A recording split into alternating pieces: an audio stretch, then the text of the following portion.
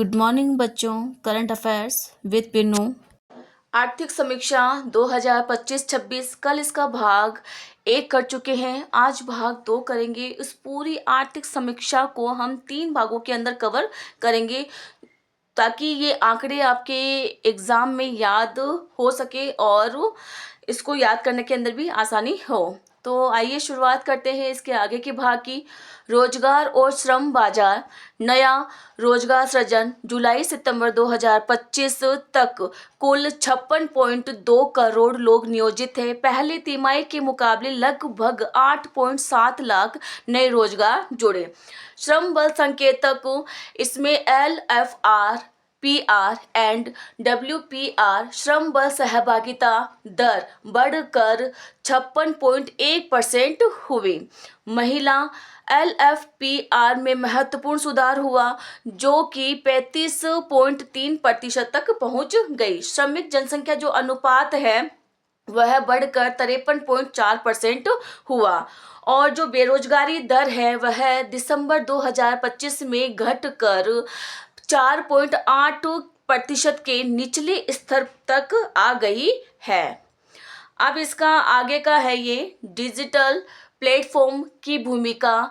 ई श्रम 31 करोड़ से अधिक असंगठित श्रमिकों का पंजीकरण, 54% महिलाएं हैं इसके अंदर और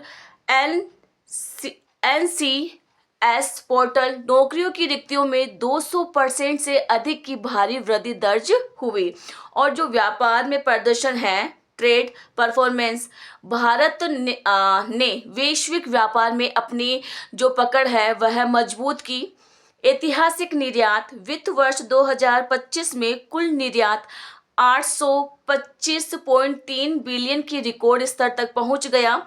FY 26 की पहली 6 माही के अंदर 418 बिलियन रहा।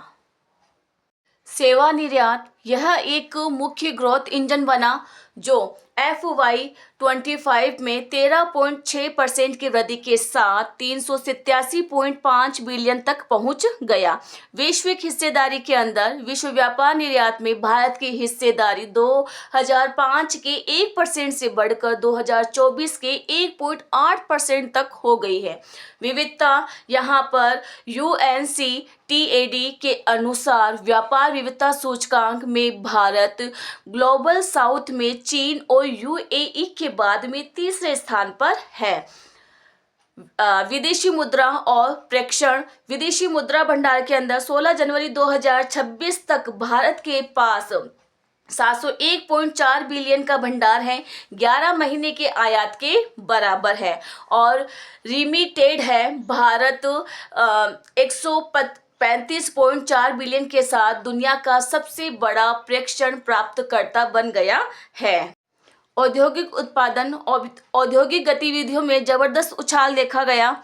IIP की छलांग दिसंबर 2025 में औद्योगिक उत्पादन सूचकांक IIP 7.8% बढ़ा जो पिछले 2 वर्षों का उच्चतम स्तर है। कोल सेक्टर के अंदर कोयला, इस्पात और बिजली जैसे 8 मुख्य उद्योगों जो कि IIP का 40.27% हिस्सा है ने औद्योगिक प्रदर्शन को मजबूती प्रदान करी। इसमें जो क्षेत्र प्रदर्शन और जो राजकीय मजबूती है यहाँ पर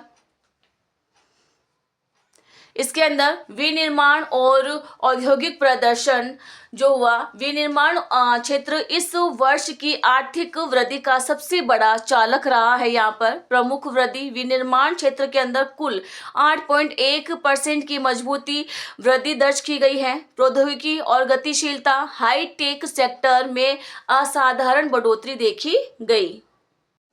इसमें कंप्यूटर और इलेक्ट्रॉनिक्स में 34.9% की वृद्धि हुई। ऑटोमोबाइल के अंदर 33.5% की वृद्धि हुई। परिवहन उपकरण के अंदर 25.1% की वृद्धि हुई। बुनियादी ढांचा और ऊर्जा सीमेंट उत्पादन के अंदर 13.5% और इस्पात मतलब कि स्टील में 6.9% की वृद्धि हुई। खनन के अंदर 6.8 और बिजली के अंदर 6.3% क्षेत्रों में भी सकारात्मक प्रदर्शन किया। सोवरेन रेटिंग और राजकोषीय प्रबंधन। भारत की राजकोषीय साख में वैश्विक स्तर पर सुधार हुआ। Rating upgrade. वर्ष 2025 में तीन प्रमुख वैश्विक संस्थाओं ने भारत की क्रेडिट रेटिंग में सुधार किया।